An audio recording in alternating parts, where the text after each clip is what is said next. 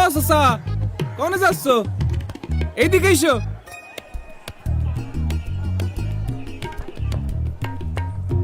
এইটা দেখে এম্বা করছো? না মানে দেখতে জানি কেমন লাগতেছে।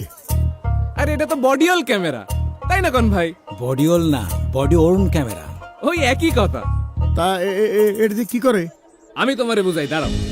এইটা দিয়ে ভোট কেন্দ্রে কিডা আসতেছে কিডা যাচ্ছে সব রেকর্ডিং হতে থাকবে।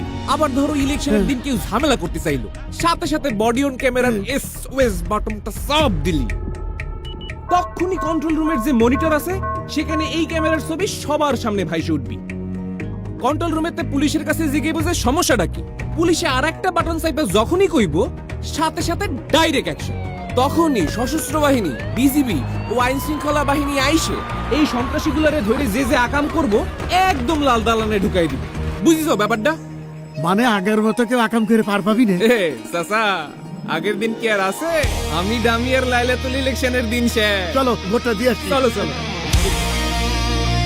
আপনার নিরাপদ ভোট প্রদানে আপনার পাশে সার্বক্ষণিক নিরাপত্তায় আছে সশস্ত্র বাহিনী, বিজিবি ও আইন শৃঙ্খলা বাহিনী।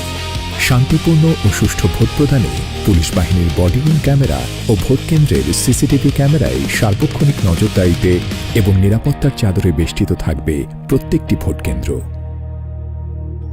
সংসদ নির্বাচন আর গণভোট দুইটার ব্যালট পেপার কি একলগে দিতেছেন? জি, এই যে। তাই আপনার সাংবিধানিক অধিকার প্রয়োগ করে দেশ পুনর্গঠনে অংশীদার হয়ে দেশের মালিকানা বুঝে নিন।